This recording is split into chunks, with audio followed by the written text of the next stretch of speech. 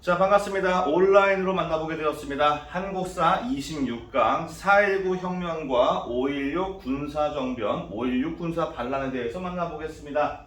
자, 먼저 4.19 혁명의 배경이 되었던 3.15 부정선거에 대해서 말씀을 드려볼게요. 자, 4대 대선에서 우리가 이 4대 대선에 이르는 과정 속에서 이승만이 어떻게 독재를 했는가는 지난 시간에 만나봤어요. 여기에서 라인업이 어떻게 되냐? 자, 대통령 선거에서는 자유당의 이승만과 그리고 민주당의 조병옥이에요. 부통령 선거가 있습니다. 그 당시에는 대통령 선거랑 부통령 선거를 같이 했습니다. 여기는 이기붕,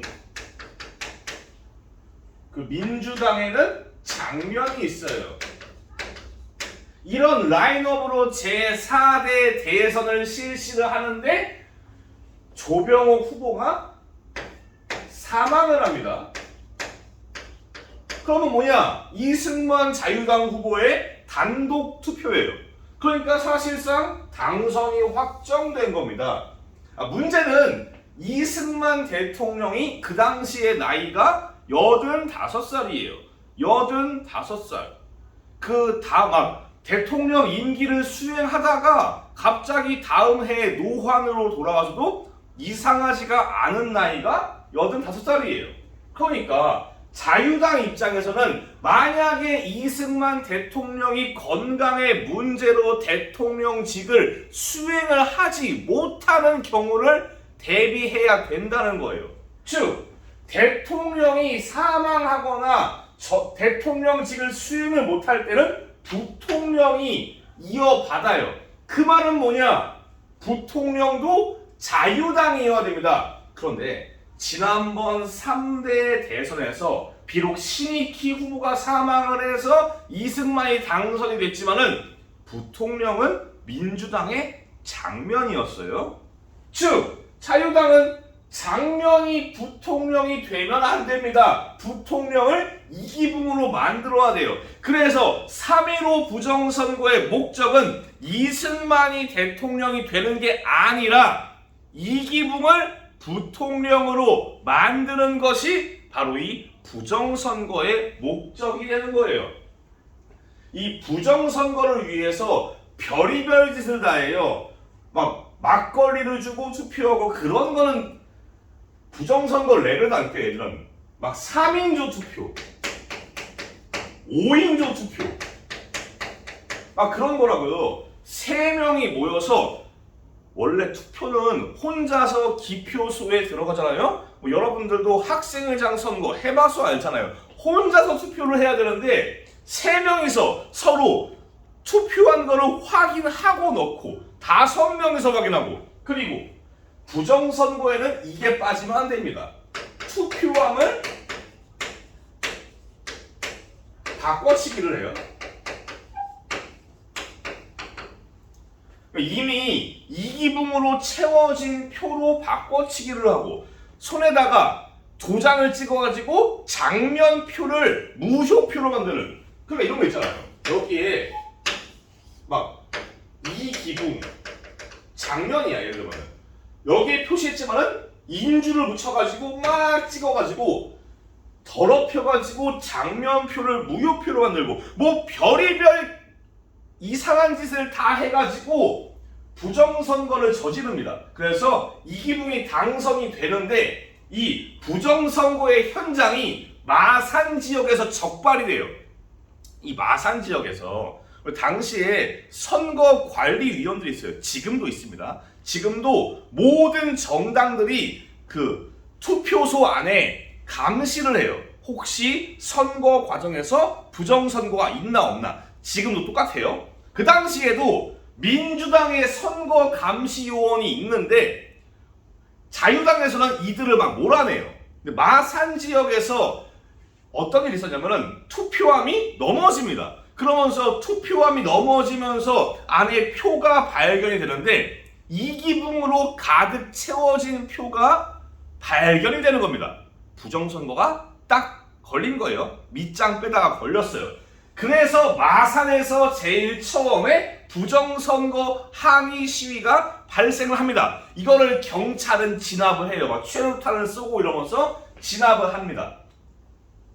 이 부정선거에 대해서 뭐 당시에 그 정부는 이런 느낌이에요. 부정선거의 항의 시위는 공산당이 사주했다. 이런 식으로 몰아갑니다.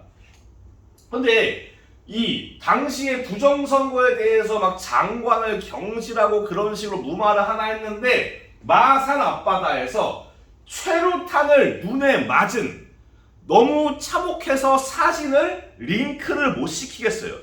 최루탄이 눈에 박혀 있다고요. 이 처참하게 죽은 김주열 학생의 시신이 마산 앞바다에 떠오르면서 국민들의 분노가 불타오릅니다. 시위가 전국적으로 퍼져요. 이 시위에 대해서 이승만 정부는 어떻게 하냐? 일단 기본적으로 공산당의 탓으로 돌리는 거는 기본적으로 깔려 있어요.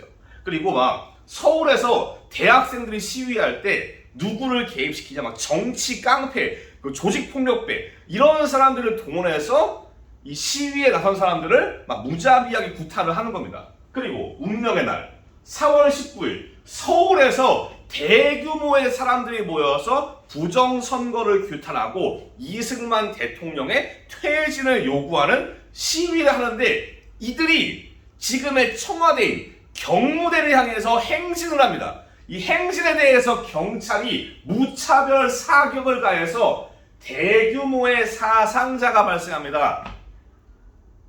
그러니까 국민들이 더욱더 불타오르는 겁니다. 대규모의 사상자가 발생하고 각계각층, 뭐 회사원, 학생 가리지 않고 시위를 합니다. 정부에서 계엄령을 선포해서, 계엄령은 뭐냐면은 군대가 치안을 담당하는 겁니다. 군대가 행정과 치안을 담당하는 게 계엄령이고, 나중에 박정희 정부를 할 때 다시 설명드릴 거예요.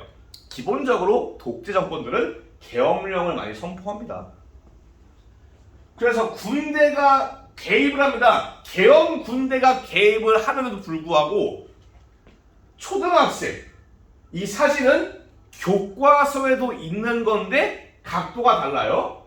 정면으로 찍은 게 교과서에 있는 거고, 이거는 옆에서 찍은 겁니다. 부모 형제들에게 총뿌리를 대지 말라. 이 당시에 심지어 초등학생도 경찰의 발포에 의해서 사망을 했어요. 그 교과서의 그래프를 보시면 초등학교, 중학교, 고등학교 가리지 않고 사망을 했습니다. 이렇게 초등학교까지, 초등학교, 중학교, 대학교 가리지 않고 학생들이 시위하는 상황에서 대학 교수가 나서는 겁니다. 학생의 피해에 보답하자라고 하면서 대학 교수들이 나와서 시위를 합니다. 점잖은 시위예요. 지금과는 대학 교수들이 임팩트가 달라요. 지금은 대학교에 교수들이 많아요. 이 당시는 대학교가 많지가 않단 말이죠. 이 당시의 대학 교수들은 우리나라의 최고의 엘리트를 가르치는 엘리트 중에 엘리트예요. 이분들이 시위할 때 경찰이 한 명도 없어요. 당시에 대학 교수들이 경찰한테 우리 시위합니다 라고 했을 때 아무도 콧배기도 안 보입니다. 대학 교수들을 경찰로 막는 짓은 경찰이 무리수인 거 아는 거예요. 이들이 시위를 해요. 게다가 계엄 군대가, 오히려 군대가 경찰을 막아서 시민을 보호하는, 그래서 교과서에 계엄군의 탱크에 탄 시민들이 나오는 거예요. 군대가 경찰에 맞서는 그런 상황까지 나오자 결국 이승만 대통령이 국민들이 원한다면은 내가 물러나겠습니다 라고 하면서 성명을 발표하고 대통령 자리에서 물러나서 하와이로 망명 갑니다. 그러면서 이승만 독재 정권이 끝을 맺게 되는 겁니다. 4.19 혁명은 독재 정권, 우리 역사에서 처음으로 등장했던 이승만 독재 정권을 시민의 힘으로 무너뜨린 민주주의의 첫 시작이에요. 그리고 이후에 배울 5.18, 6월 민주항쟁, 그리고 지금 현재 헌법에도 4.19 혁명에 나와 있습니다. 지금까지도 민주주의의 토대로서 영향을 주고 있습니다. 이게 4.19 혁명이에요. 자, 학습 포인트는 무엇이 되냐? 일단 3.15 부정선거를 아셔야 돼요. 어떻게 알아야 되냐? 자, 제가 나중에 5.18과 6월 민주항쟁을 다 가르쳐 줄 거예요. 이 4.19, 5.18, 6월 민주항쟁은 각각 구분을 하는 방법이 있어요. 4.19는 뭘로 구분해야 되냐? 뭔가 자료에 선거 이야기가 나온다. 그러면은 4.19인 거예요. 부정선거가 배경이기 때문에 항상 부정선거에 대한 이야기가 있으면은 4.19로 생각하시면 될 것 같습니다. 그리고 김주열 학생이란 이름 아셔야 됩니다. 김주열. 이 항쟁의 6월 민주항쟁과 4.19 혁명은 이 민주화 운동 과정에서 희생당하신 학생이 존재해요.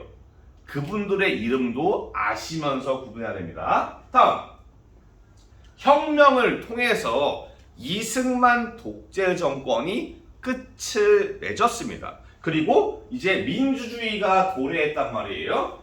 혁명 이후에 헌법을 개정해서 헌법을 개정한다? 개헌을 해서 제도가 내각 책임제가 됩니다. 내각 책임제는 그런 거예요. 대통령은 있어요. 대통령은 있지만은 대통령의 힘이 강하지 않습니다. 말 그대로 바지예요, 바지. 대통령은 딱히 권한이 크지 않아요. 그럼 누가 권한을 가지냐? 총선에서 승리한 정당이 장관과 총리를 구성해서 즉 내각을 만들어서 총선에서 승리한 정당이 정치를 행정을 하는 게 바로 이 내각 책임제예요. 또 양원제. 미안합니다. 이게 분필이 안 맞아. 양원제. 글씨는 또 왜 이러냐. 양원제. 양원제의 반대는 단원제예요. 양원제는 즉 국회가 두 개인 거예요. 상원과 하원. 물론 우리의 명칭은 상원과 하원이 아닙니다. 이 촬영할 당시에 미국에서 선거가 있었어요. 그래서 미국의 선거에서 상원 선거와 하원 선거를 했습니다. 그래서 공화당이 승리하니 많이 그랬는데 미국이 이런 시스템이에요. 상원과 하원. 그래서 우리도 양원제 국회로 바뀝니다. 이 선거에서 어찌 보면 당연한 거예요. 4.19 혁명, 이승만 독재 정권을 옹호했던 자유당은 당연히 선거에서 질 수밖에 없어요. 사실 자유당이 그 다음에는 사라집니다.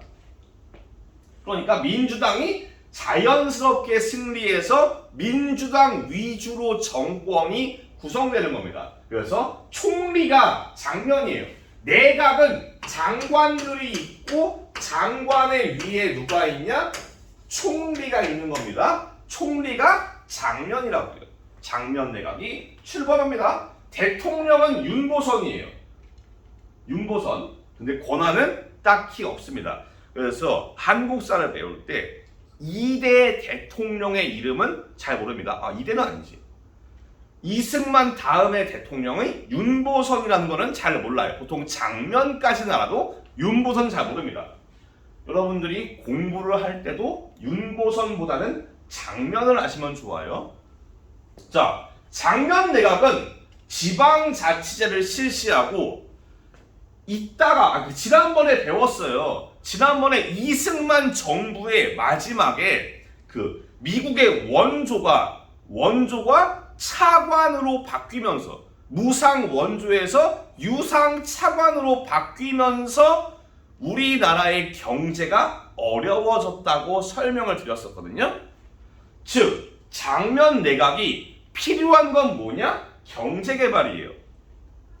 흔히 우리가 오해를 하기 쉬운 게 장면 내각은 아무런 대책을 세우지 않았다. 경제 발전에 대한 계획은 박정희만 했다. 라고 오해하기 쉬운데 장면 내각도 나름대로 경제개발 계획을 추진했고 장면 내각이 구성했던 경제개발 계획이 나중에 어디에 영향을 주냐? 박정희 정부 시기에 경제개발 계획에 영향을 주는 거거든요.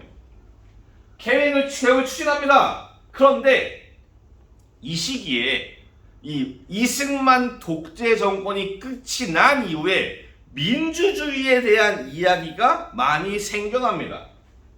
이런 거거든요. 민주주의는 여러분 조용한 게 아니에요. 민주주의는 기본적으로 시끄러워요. 예를 들어 볼게요. 제가 학생들 여러분과 함께 중국집에서 뭘 시켜 먹어요. 근데 제가 얘들아 아무거나 시켜봐. 선생님은 짜장면이 좋겠어 라고 말한다면은 여기에서 눈치 본단 말이지. 그럼 저도 짜장면이요. 저희 짬뽕은 될까요? 짬뽕까진 돼. 이런 식으로 뭔가 통일되는 느낌 있잖아. 이런 식의 통일되는 식의 그런 거는 민주주의가 아니에요. 민주주의는 그런 거예요. 얘들아 중국집에서 시켜 먹자. 서해내면 짜장면. 저는 삼선볶음밥이요. 저는 굴짬뽕이요. 이런 식으로 자기의 의견을 표현할 줄 아는 게 그게 바로 민주주의인 거고요. 그렇기 때문에 시끄러워요. 조용한 민주주의는 없습니다. 민주주의는 항상 누군가의 피로 의해 세워지고 누군가들의 목소리에 의해서 합의, 토론을 거친 합의에서 나오는 게 민주주의거든요. 그 당시에 막 민주주의에 대한 목소리가 나오고 교과서에 길게 나와 있는데 그 당시에 평화통일운동에 대해서 이야기가 나옵니다. 막 가자 북으로 오라 남으로 이러면서 북한과 대화를 통해서 평화통일을 하자라는 이야기가 나와요. 그 당시의 분위기는 그랬습니다. 근데 이거에 대해서 장면 내각은 받아들이지 않습니다. 민주화 혁명으로 등장한 내각이지만은 민주주의의 목소리에 대해서는 소극적이었고 평화통일운동은 받아들이지 않았습니다. 그러자 내부에서 불만들이 쌓입니다. 게다가 이승만 정권과 이 3.15 부정선거의 대상자들에 대해서 소극적인 처벌을 해요. 물론 위에 머리들, 막 내무부 장관, 뭐 그런 사람들은 사형을 때려요. 근데 그 아래에 있는 사람들한테는 소극적으로 처벌을 합니다. 그러니까 불만들이 쌓여가는 거예요. 그래서 불만들이 쌓여서 시위가 많아지고 데모가 많아지면서 정치가 혼란스러워 보이는 겁니다. 혼란스러운 게 아니라 혼란스러워 보인다고요. 우리가 시위나 데모 뭐 같은 말입니다. 집회, 시위, 데모 이런 거에 대해서 현재 우리나라는 막연하게 상당히 이거를 부정적으로 봐요. 왜 시위하냐? 왜 집회를 하냐? 시위와 집회는 헌법에서 인정한 단체 단결권이에요. 시위와 집회는 그 절차에서 법을 지킨다면은 누구도 그거에 대해서 반대를 하면 안 되는 거예요. 그렇다고 집회에서 막 김일성 만세 이런 게 아니고 일반적인 사회적인 통념에서 가능하다면은 그런 거는 무리가 없죠. 근데 우리나라는 좀 약간 뭐랄까 시위나 집회에 대해서 상당히 부정적이에요. 당장 혁명의 나라 프랑스를 보시면은 거기는 경찰관도 데모를 해요. 소방관이 데모를 해. 거긴 그래요. 아무도 그거에 대해서 이상하게 여기질 않아요. 유럽은 그래요. 프랑스는 그래요. 그렇다고 프랑스는 좋다, 우리가 나쁘다 그런 게 아니라 민주주의 사회에서는 목소리를 낼 수 있어야 되는 거예요. 우리 학교도 민주주의 국가고 국가된다. 민주주의 집단이고 여러분도 목소리를 낼 수 있는 거예요. 자, 이게 장면 내각이 경제 개발 계획을 추진을 해요. 근데 경제 개발을 할 때 필요한 게 뭐냐? 돈이에요. 경제 개발은 돈이 없으면 못합니다. 장면 내각도 그거를 잘 알고 있어요. 그걸 위해서 뭘 하냐? 이 교과서의 장면 내각의 정책의 마지막에 뭐가 있냐면은 군대를 정예화, 현대화한다. 막 그런 말이 있어요. 당시의 장면 내각은 너무 거대한 규모가 되어 있는 군대를 줄여서 국방비를 아끼고 아낀 국방비를 가지고 경제 개발을 하겠다라는 계획을 가집니다. 그래서 군대를 감축하는 거예요. 장군들이 막 잘려나갈 위기예요. 군대가 감축되자 당연히 누가 불만이냐? 군부가 불만을 가져요. 장군들이 잘못하다가는 당장 내일 아침에 길바닥에 내앉게 생겼어요. 장군들이 불만이 많아요. 이거는 참고로 교과서에 없습니다. 근데 왜 박정희가 5.16 군사 반란, 쿠데타를 일으켰는가에 대해서는 배경적으로 그냥 참고 삼아서 말씀을 드리는 겁니다. 이 5.16에 대해서 저는 이거를 군사 반란이라고 표현했습니다. 틀린 말은 아닙니다. 박정희 정부가 당시 박정희 소장이 쿠데타를 일으킬 때 뭐 명분이 뭐 강하게 있는 게 아니거든요. 그 당시에 장면 내각이 불법적인 정권이 아니에요. 얘네들이 나설 이유가 없단 말이죠. 그냥 말 그대로 반란이에요, 반란. 이거를 혁명으로 본다. 그러지 않았으면 좋겠습니다. 비록 이 현대사가 교사의 입장을 그대로 전달하는 건 좋지가 않아요. 여러분들도 여러분들의 역사관을 가지고 현대사를 생각할 수 있어요. 하지만 최소한도의 기준이 있거든요. 적어도 우리가 군사 반란을 혁명이라고 여기는 그런 일은 여러분의 입에서 없었으면 좋겠습니다. 여튼 불만을 가진 사람들이 모여서 반란을 감행한 겁니다. 장면 내각은 군부의 움직임을 모르는 게 아니에요. 알고 있었어요. 하지만 안일하게 대처합니다. 야, 설마 뭘 하겠어? 걔들이 정말 해가지고 우리가 엎어지겠어? 우리가 막으면 되지 라는 막연한 생각 속에서 대응을 하지 않았고, 그래서 박정희 소장과 군대가 모여가지고 반란을 일으켜가지고 장면 내각을 붕괴시키고 그들이 정치를 장악합니다. 그리고 국가재건 최고회의를 구성해서 군인들이 정치를 하는 군정을 실시해요. 이들은 반란을 일으킬 때 소위 혁명 공약이라고 하는 6가지를 내세워요. 먼저 반공을 국시의 나라의 제1 목표로 삼는다 라고 합니다. 블라블라블라 있어요.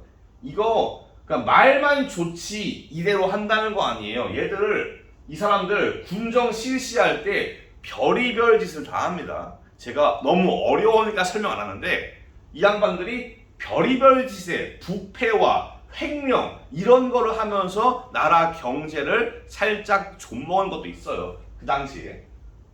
마지막 6번. 과업이 성취되면은 양심적인 정치인들에게 정권을 이양하고 군 본연의 임무에 복귀한다. 즉 박정희는 내가 이제 어느 정도 정치를 바로 잡은 다음에 다시 군대로 가겠다라고 6번에서 밝혔어요.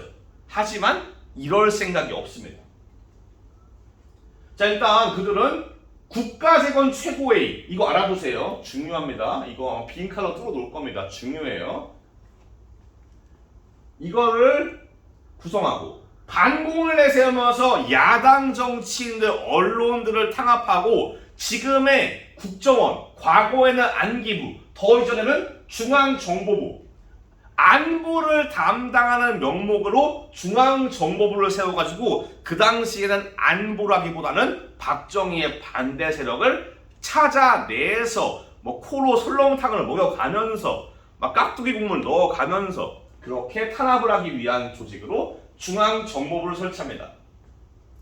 이전에 장면 내각은 내각 책임제였어요. 이거를 대통령 중심제, 다시 대통령이 정치의 최위에 있는, 지금 현재도 대통령 중심제예요.